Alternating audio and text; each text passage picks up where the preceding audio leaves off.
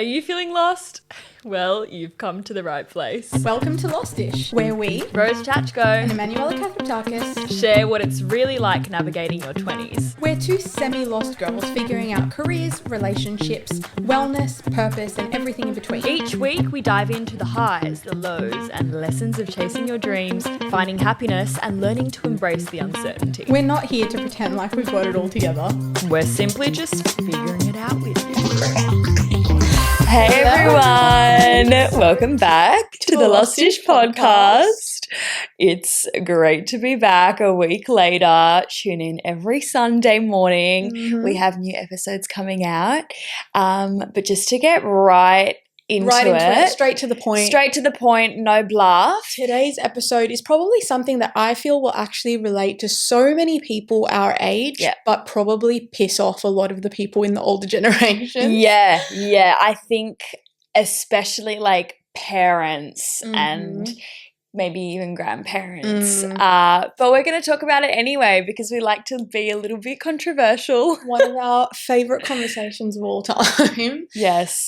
University. Yeah. And look, it's actually a topic that doesn't get talked about enough. No. And it's super important because it's one of those things where, like, you know, university isn't for everyone, and it's the path that kind of gets drilled into us back when we're in school. You know, you finish school, you do your high school certificate, your exams, you go to uni, you get a job, etc., etc. But that path isn't for everyone, and we've really realized that along the way by being at university. I've got 2 degrees. So I have an acting degree and a media and communications and film degree. And you know what? I think we should preface the episode by saying that this, I feel, is probably something that an episode people will find funny that we're talking about because, like, I think we were both in high school the very, like, you know, good girls, always got good grades, made it into university.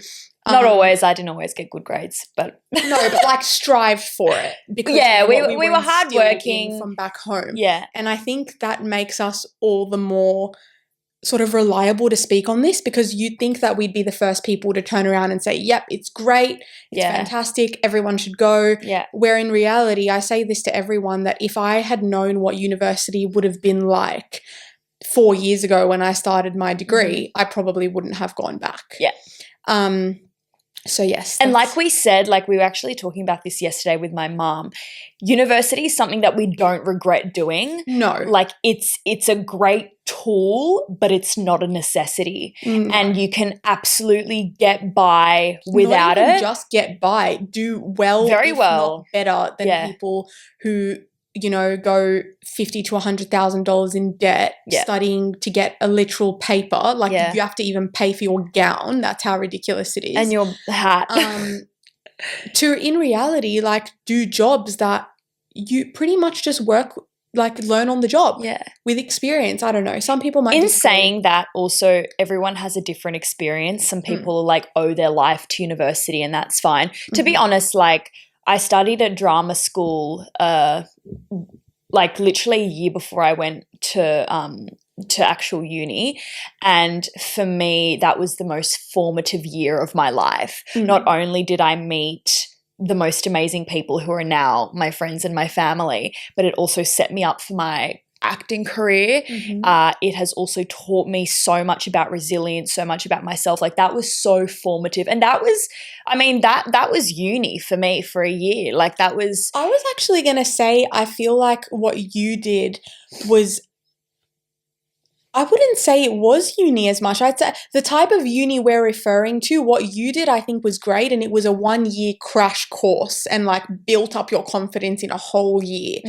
But I think the kind of uni we're going to refer to in this podcast is more like the conventional. The one where people don't even know what they want to do, but they're just like, well, I'm just going to go to uni just for the sake of going to uni. And they'll end up studying something that either they hate and then drop out 1 year in, or a 4-year course. Like 4 years, submitting 4 years of your life to something that you're not sure about, I don't know.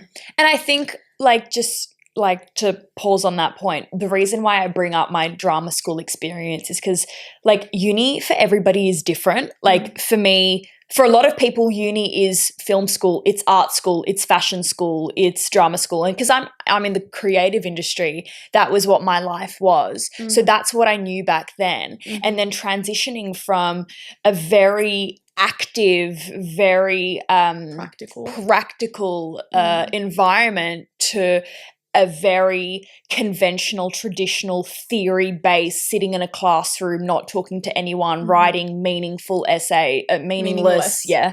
Maybe some meaningful, most meaningless, meaningless essays. And like, it's very, very different. And I think I really want that to change, because I think uni would be a completely different environment if it was way more practical and involved. That's the thing that I think shocked both of us, is that, like, just to touch on sort of what we're doing, obviously we're media and communications majors. That's what we're studying, about to finish. And I was speaking to Rose about it actually when we initially wanted to start this podcast, and I was like, it's actually crazy how we've gone through 4 years. And if you actually asked me what I've learned, when I first went into this degree, I genuinely thought that by the end I'd be able to shoot a film, work Adobe like no other, like everything. Be an Excel queen. Write a newspaper like no other. Yeah. And now it's like, you look back, and to be honest, like, we've both done internships, we've both gone in the workforce to some extent, and it's just so interesting how I feel like I could have done everything I learned at those jobs without my degree, because you learn on the job, you learn with experience. And it's crazy how, to me, the path of going to university, yes, it expands your knowledge, but to some extent I view it as like, you know, doctors and GPs, how like you can't specialize without going to a GP first. Yeah. Why can't I just go straight to the specialist? Yeah. Why do I have to go through that first? Like, I'm not benefiting anything. It just seems like a little bit of a scam, in my opinion. Yeah, and sometimes, depending on what you're going sometimes for. it is, and it's like, also for a media and communications degree, you need a really high score. And that shocked me. It shocked me, because I'm thinking to myself, well, like something like nursing, right, which is super important, where you literally have the lives of people in your hands. That is something to me that needs to be a higher score. You know, when you in Australia, we call it an ATAR, which is the mark that you finish with after school. Basically, yeah. And nursing is way lower than media and communications. That's shocking. And it's like, really? In media and communications, you technically don't really have to go to uni to have the knowledge. No. Absolutely skills. And like, this is what I want to reiterate, is that uni is a tool. It's not a life requirement. Correct. Uni can be a magnificent tool in connecting you with the right people and teaching you a few tools and skills and more life skills, time management, confidence, social things, collaboration, writing skills, like that sort of stuff.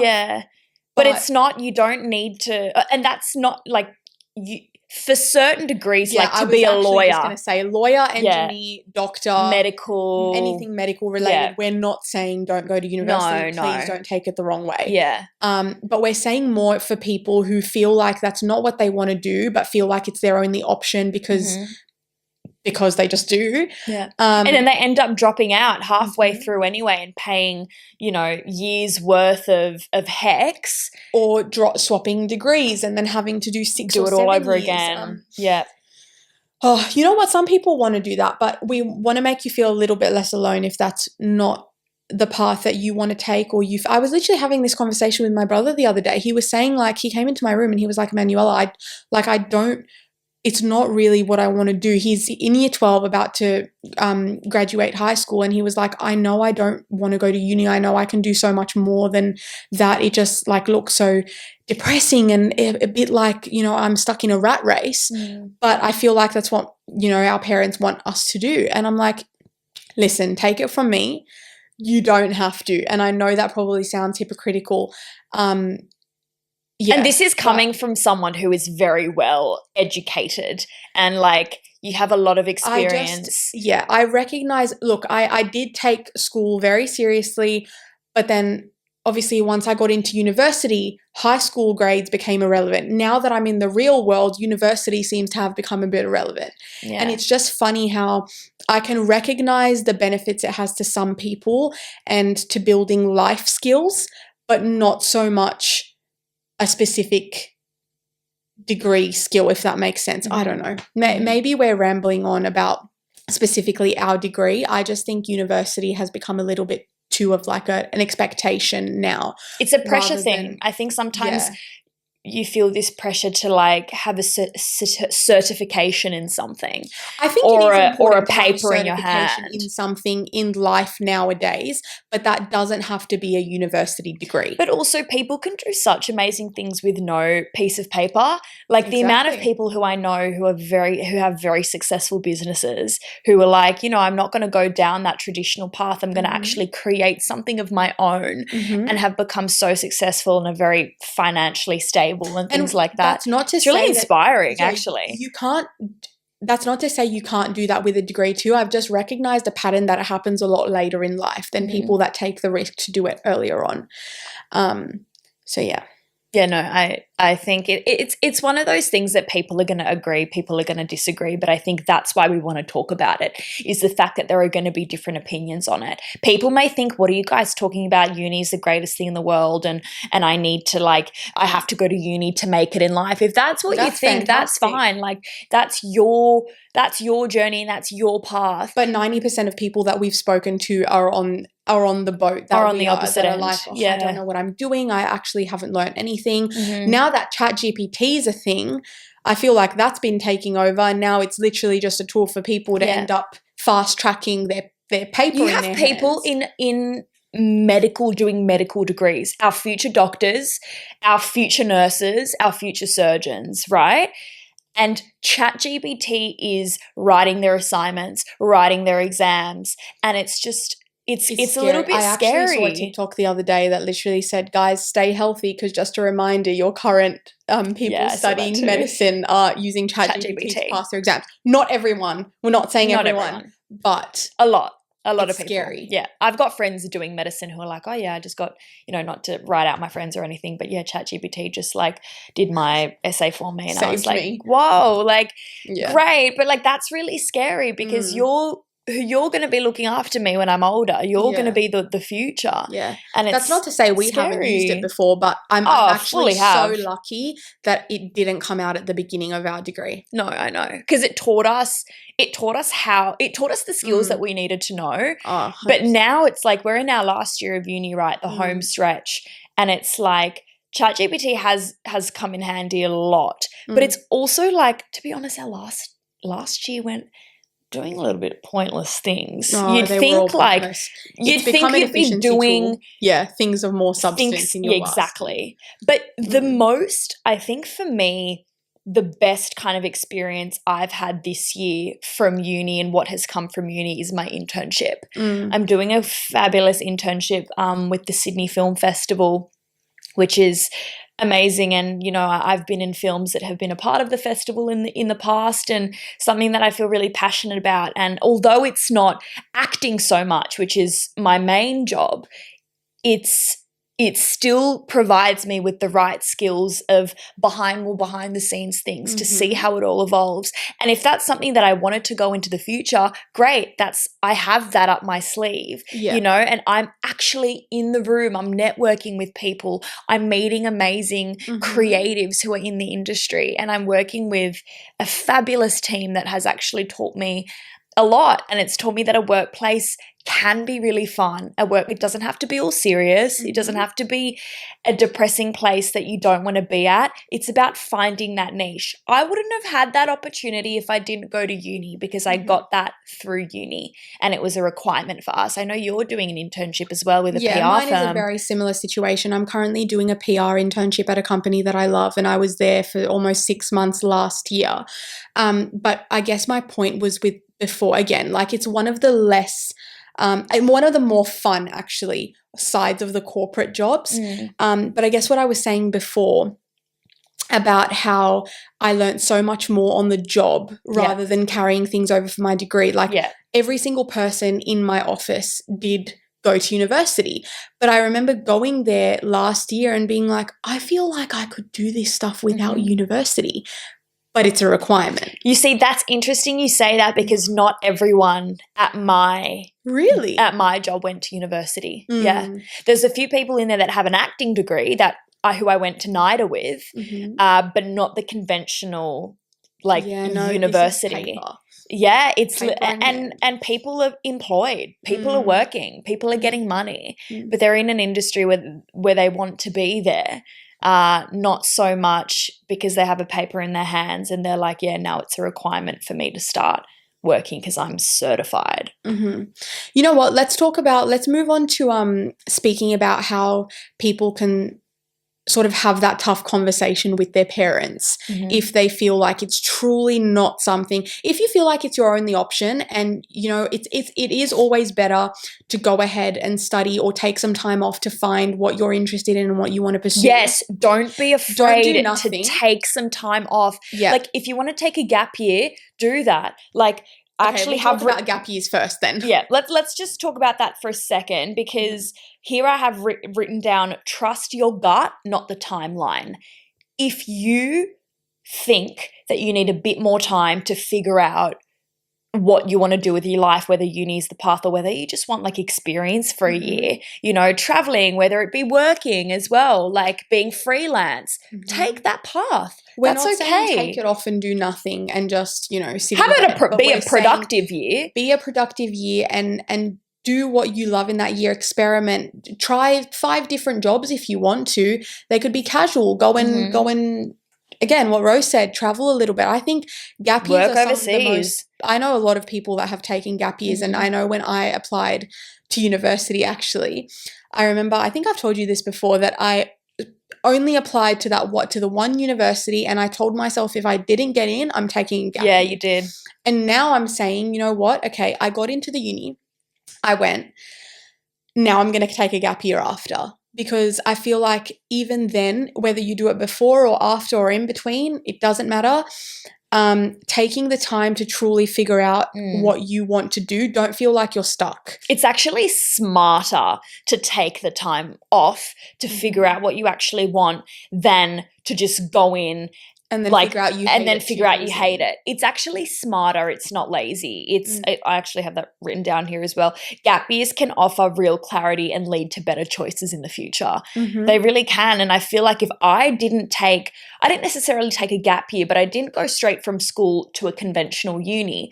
I did drama school for a year, and that's why I had to defer my other degree because I got into NIDA, and I thought, okay, this is going to be a really formative year in my life, doing what I love to do, learning so much about myself, building resilience, building friendships, building connections. And that's exactly what I did. And I don't think I would have been able to have the experience that I had later on in life if I didn't have taken that year off to pursue something that I wanted to pursue and figure it out for myself. Because that year as well, I was like, do I want to go to uni after this? Oh, I don't know. I didn't necessarily want to, but I thought, you know what? Like, I'm still so young. I want to keep learning. I want to keep learning. I want to keep connecting. And to be honest, if I didn't go to uni, it wouldn't have led me to you. Stop. That is so true. I didn't even think of that, but it's true. It wouldn't have led us to each other, and this podcast wouldn't exist. Exactly. I don't even think we would have started a podcast. No. We did do a podcasting unit at university, guys. We did. We did a podcasting and radio unit, and we loved it. I think we learned most of this on our own again. Yeah. But not to diss on any of our teachers or anything. I mean, no, they probably don't even know who we are. Yeah, it's actually crazy how university... You're not connected. No, you're not. It's not like school. I think school is 100% beneficial. I think everyone should finish school. I think that teaches you the foundation of your life skills. But once you get into university, it's crazy how much you become a number. Yeah. You're just like, I don't feel connected to it's very transactional. Any of my teachers.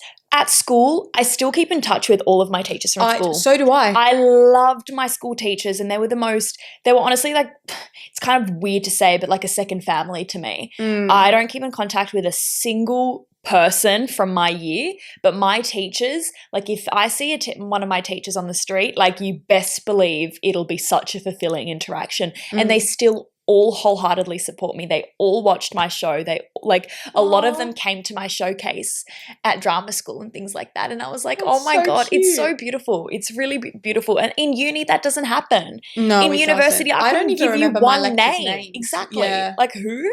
That might not be everyone's experience, No, but it's just ours. so big and it's transactional. And Yeah. yeah. Anyways, let's go back to what we were talking about the conversation to have with your parents or whoever it is in your life that's trying to encourage you. To be honest, one thing, and I've said this to my parents and family's faces, so they can't say I'm saying anything behind their backs. But it's actually so interesting how people that have gone to university are the first people sometimes that will turn around and say, you know what, you don't have to. It's not for everyone, because they know what it's like. My dad is the only other person in my family that went to university. And my dad is the only one that said, I wholeheartedly agree with you. He went to the same uni as us and he was like, I don't regret going. It definitely expanded my education, but I'm not ever going to push anyone to go. Whereas my mum and I've gotten my mum a little bit on board now, but my mum, my grandparents, the other it's like instilled in their brain. And it's like, as if you're not going to go to uni. Yeah. You have to go to uni. Yeah. Like, what else are you going to do? Like, Yeah. you have to get a degree.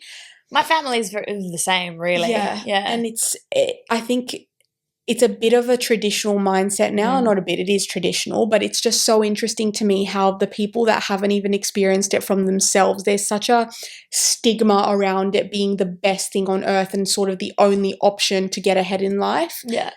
When that's not the case at all. And the people that have gone are the first people that will say, you don't have to go if you don't want to. It's not for everyone. You can definitely go. It's not a bad thing. It's not the best thing. And I just found that so interesting.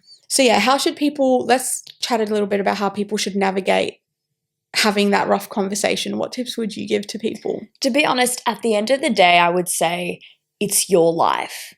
It's not your parents' life. It's not your grandparents' life. It's not your boyfriend's or your girlfriend's life. It's your life. And you need to make the decision that's right for you. And sometimes you've got to block the noise. Like, you know, you can obviously listen to parents and friends and family for advice and navigation, but like ultimately it's your life. If your mum or dad says to you, oh, you need to go to university and become a doctor because I'm a doctor and everyone in our family is a doctor. Yeah. But you don't want to be a doctor, you're going to be miserable if you go and pursue something that you don't want to pursue. It is your life and you only have one. You only have one life. Another piece of advice I would give to people is don't take advice from people that haven't been in the situation that you're wanting to pursue or people that haven't done it themselves. And that's not me talking down on, you know, my family that I was just referring to, but it's definitely, I only take what they say with a grain of salt to an extent, where someone like my dad, I'm like, okay, it's a bit comforting to know that you went and you don't think it's the be all and end all. Or like someone, for example, who I've got a couple really close friends who dropped out of high school even and are now pursuing great things and stuff that they really wanted to do that people doubted them for ages. Yeah. And it's really inspiring to see and reaffirming that it's not completely necessary for everyone. No.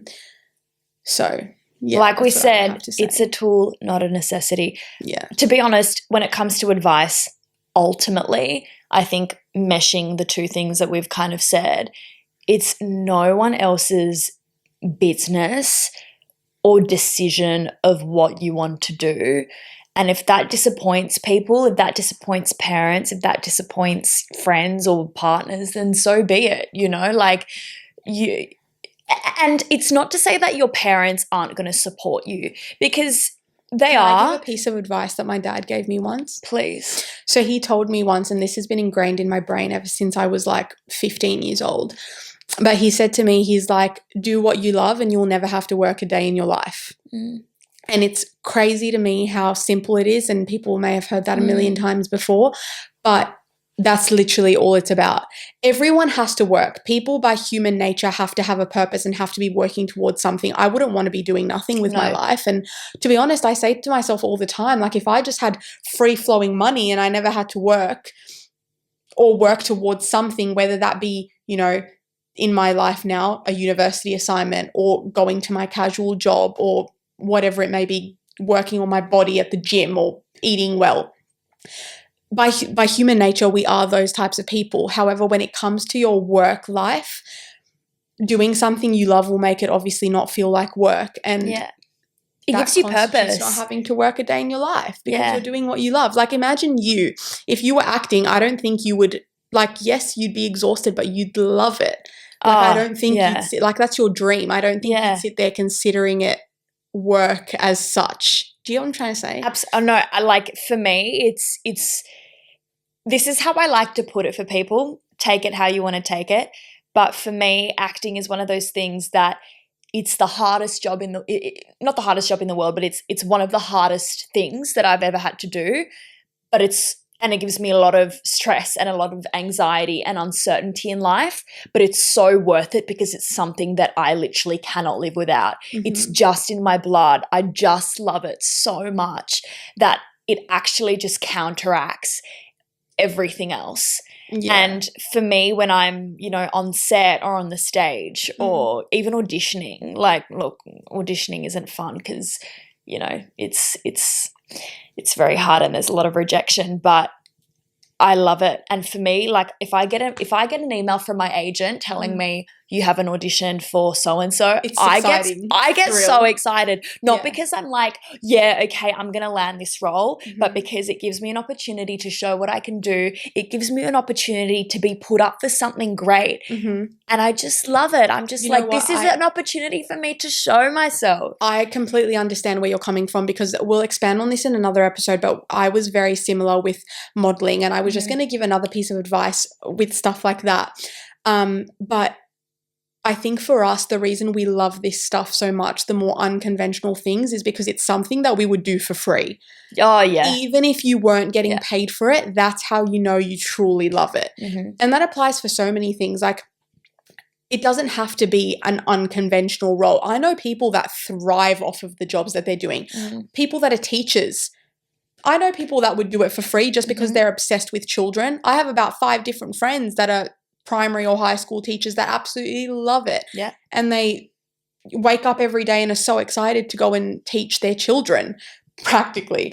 So it doesn't have to be just, acting, modeling, athletes. It could be the simplest thing.